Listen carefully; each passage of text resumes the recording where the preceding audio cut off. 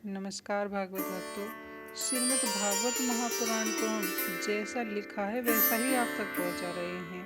दोस्तों, हमारे शास्त्र ज्ञान का खजाना है। हमारे हर ग्रंथ की हर कथा में ऐसी कोई ना कोई छोटी या बड़ी सी जरूर जुड़ी हुई है जो हमारी जीवन यात्रा को सुगम और सरल बनाती है। तो आइए श्रीमद् भागवत महापुराण के प्रथम स्कंद के 19वें अध्याय में हम राजा परीक्षित के द्वारा कली काल के प्रभाव में आकर क्षणिक क्रोधवश ऋषि शमीक का अपमान कर देने के बाद ऋषि शमीक के पुत्र ऋषि कुमार श्रृंगी के द्वारा 7 दिन के बाद तक्षक नाग के द्वारा डसने के सांप के बारे में सुनकर राजा परीक्षित ने कैसे अपने पुत्र जन्मेजय को राजा बना दिया और अपने आप को प्रभु के चरणों में समर्पित कर दिया।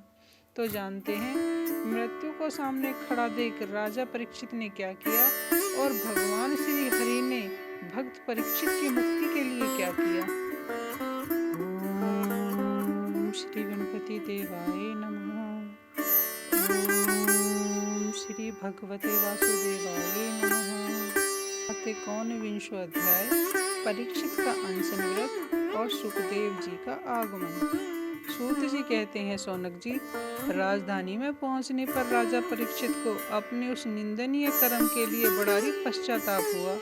वे अत्यंत उदास हो गए और सोचने लगे, मैंने निरपराध एवं अपना तेज छिपाए हुए ब्राह्मण के साथ अनार्य पुरुषों के समान बड़ा ही नीच व्यवहार किया है।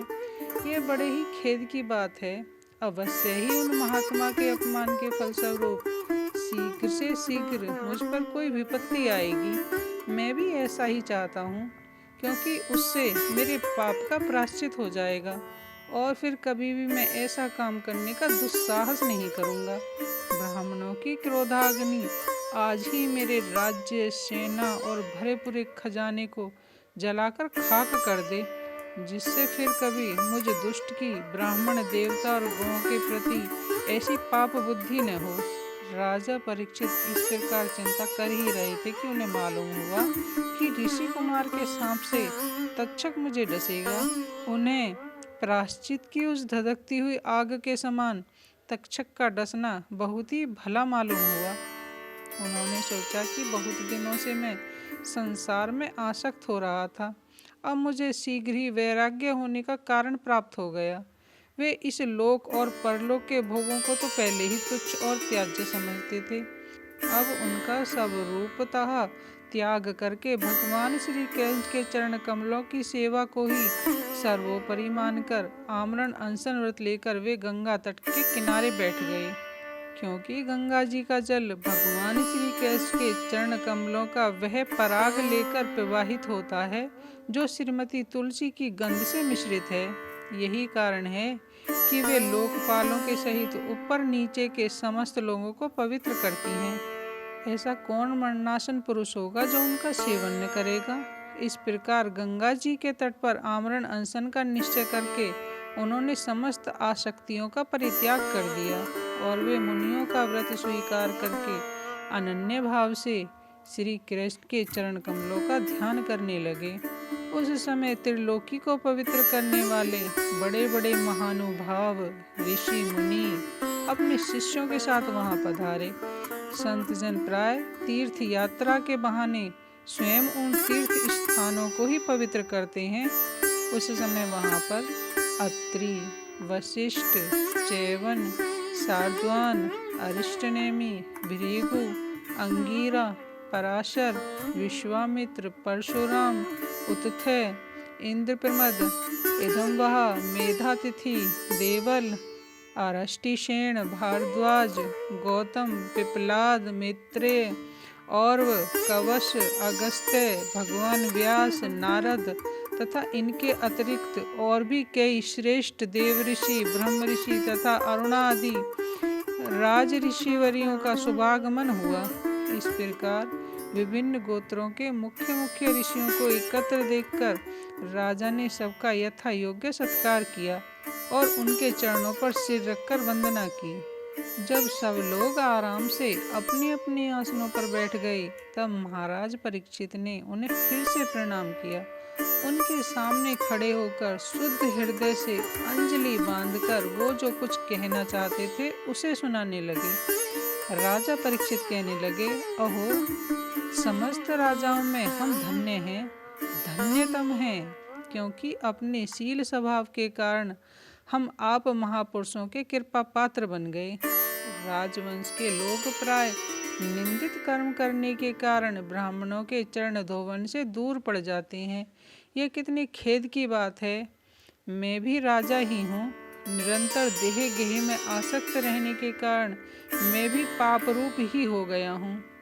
इसी से स्वयं भगवान ही ब्राह्मण के सांप के रूप में मुझ पर कृपा करने के लिए पधारे हैं, क्योंकि इस प्रकार के सांप से संसार आसक्त पुरुष भयभीत होकर विरक्त हो जाया करते हैं। ब्राह्मणों, अब मैंने अपने चित्त को भगवान के चरणों में समर्पित कर दिया है। आप लोग और माँ गंगा जी शरणागत जानकर मुझ पर अनुग्रह करें। ब्राह्मण कुमार के सांप से प्रेरित कोई दूसरा कपट से तक्षक का रूप धरकर मुझे डस ले या स्वयं तक्षक आकर डस ले, इसकी मुझे तनिक भी परवाह नहीं। आप लोग कृपा करके भगवान की रसमयी लीलाओं का गायन करें। मैं आप ब्राह्मणों के चरणों में प्रणाम करके पुनः यही प्रार्थना करता हूँ कि मुझे कर्मवश चाहे जिस योनि में जन्म लेना पड़े, भगवान श्री कैश के चरणों में मेरा अनुराग हो, उनके चरणाश्रित महात्माओं से विशेष प्रीति हो और जगत के समस्त प्राणियों के प्रति मेरी एक सी मैत्री रहे। आप ऐसा आशीर्वाद दीजिए। सूत जी कहते हैं, शौनक जी, महाराज परीक्षित परम धीर थे। वे ऐसा दृढ़ निश्चय करके गंगा जी के दक्षिण तट पर पूर्वाग्र कुशों के आसन पर उत्तर मुख होकर बैठ गए। राजकाज का भार तो उन्होंने पहले ही अपने पुत्र जन्मेजय को सौंप दिया था। पृथ्वी के एक छत्र सम्राट परीक्षित जब इस प्रकार आमरण अनशन का निश्चय करके बैठ गए, तब आकाश में स्थित देवता लोग बड़े आनंद से उनकी प्रशंसा करते हुए वहां पृथ्वी पर पुष्पों की वर्षा करने लगे और उनके नगारे बार बार बजने लगे। सूत जी कहते हैं, शौनक जी, सभी उपस्थित महर्षियों ने परीक्षित के निश्चय की प्रशंसा की और साधु साधु कहकर उनका अनुमोदन किया। ऋषि लोग तो स्वभाव से ही लोगों पर अनुग्रह की वर्षा करते रहते हैं। यही नहीं, उनकी सारी शक्ति लोक पर कृपा करने के लिए ही होती है। उन लोगों ने भगवान श्री कृष्ण के गुणों से प्रभावित परीक्षित के प्रति उनके अनुरूप वचन कहे। राज ऋषि शिरोमणि, भगवान श्री कृष्ण के सेवक और अनुयायी आप पांडु वंशियों के लिए यह कोई आश्चर्य की बात नहीं है, क्योंकि आप लोगों ने भगवान की सन्निधि प्राप्त करने की आकांक्षा से उस राज सिंहासन का एक क्षण में ही परित्याग कर दिया, जिसकी सेवा बड़े बड़े राजा अपने मुकुटों से करते थे। सभी संतजन कहने लगे, हम सब तब तक यहीं रहेंगे जब तक ये भगवान के परम भक्त परीक्षित अपने नश्वर शरीर को छोड़कर माया दोष एवं शोक से रहित भगवत धाम में नहीं चले जाते। ऋषियों के ये वचन बड़े ही मधुर, गंभीर, सत्य और समता से युक्त थे। उन्हें सुनकर राजा परीक्षित ने उन योग युक्त मुनियों का अभिनंदन किया और भगवान के मनोहर चरित्र सुनने की इच्छा से ऋषियों से प्रार्थना की। राजा परीक्षित कहने लगे, महात्माओं, आप सभी सब ओर से यहाँ पधारे हैं। आप सत्यलोक में रहने वाले मूर्तिमान वेदों के समान हैं। आप लोगों का दूसरों पर अनुग्रह करने के अतिरिक्त जो आपका सहज स्वभाव ही है, इस लोक या परलोक में आपका कोई स्वार्थ नहीं है। हे विप्रवरों, आप लोगों पर पूर्ण विश्वास करके मैं अपने कर्तव्य के संबंध में यह पूछने योग्य प्रश्न करता हूँ। आप सभी विद्वान परस्पर विचार करके बतलाइए कि सबके लिए सब अवस्थाओं में, विशेष करके थोड़े ही समय में मरने वाले पुरुषों के लिए अंतःकरण और शरीर से करने योग्य विशुद्ध कर्म कौन सा है। उसी समय पृथ्वी पर स्वेच्छा से विचरण करते हुए किसी की कोई उपेक्षा न रखने वाले व्यास नंदन भगवान श्री सुखदेव जी महाराज वहां प्रकट हो गए। वे वर्ण और आश्रम से बाह्य चिन्हों से रहित आत्म अनुभूति में संतुष्ट थे। बच्चों और स्त्रियों ने उन्हें घेर रखा था। उनका वेश अवधूत का था। 16 वर्ष की अवस्था थी। चरण, हाथ, जंघा, भुजाएं, कंधे, कपोल, अन्य सब अंग अत्यंत सुकुमार थे। नेत्र बड़े ही मनोहर थे। नासिका कुछ ऊंची थी, कान बराबर थे, सुंदर भौहें थी। इनसे मुख बड़ा ही शोभायमान हो रहा था। गला तो मानो सुंदर शंख ही था। हंसली ढकी हुई, छाती चौड़ी और उभरी हुई, नाभि भंवर के समान गहरी तथा उदर बड़ा ही सुंदर तिरवली से युक्त था। लंबी लंबी भुजाएं थी। मुख पर घुंघराले बाल बिखरे हुए थे। इस दिगंबर वेश में वे श्रेष्ठ देवता के समान तेजस्वी जान पड़ते थे। श्याम रंग था। चित्त को चुराने वाली भरी जवानी थी। वे शरीर की छटा और मधुर मुस्कान से स्त्रियों को सदा ही मनोहर जान पड़ते थे। यद्यपि उन्होंने अपने तेज को छिपा रखा था, फिर भी उनके लक्षण जानने वाले मुनियों ने उन्हें पहचान लिया। वे सब के सब अपने अपने आसन छोड़कर उनके सम्मान के लिए खड़े हुए। राजा परीक्षित ने अतिथि रूप से पधारे हुए श्री शुकदेव जी को सिर झुकाकर प्रणाम किया और उनकी पूजा की। उनके स्वरूप को न जानने वाले बच्चे और स्त्रियां उनकी यह महिमा देखकर वहां से लौट गए। सबके द्वारा सम्मानित होकर श्री शुकदेव जी श्रेष्ठ आसन पर विराजमान हुए। ग्रह, नक्षत्र और तारों से घिरे हुए चंद्रमा के समान ब्रह्म ऋषि, देव ऋषि और राज ऋषियों के समूह से आवृत श्री शुकदेव जी अत्यंत शोभायमान हुए। वास्तव में वे महात्माओं के भी आदरणीय थे। जब प्रखर बुद्धि श्री शुकदेव जी शांत भाव से बैठ गए, तब भगवान के परम भक्त परीक्षित ने उनके समीप आकर और उनके चरणों पर सिर रखकर प्रणाम किया। फिर खड़े होकर हाथ जोड़कर नमस्कार किया। उसके पश्चात बड़ी मधुर वाणी से उनसे यह पूछा। परीक्षित ने कहा, ब्रह्म स्वरूप भगवान, आज हम बड़ भागे हुए, क्योंकि अपराधी क्षत्रिय होने पर भी हमें संत समागम का अधिकारी समझा गया।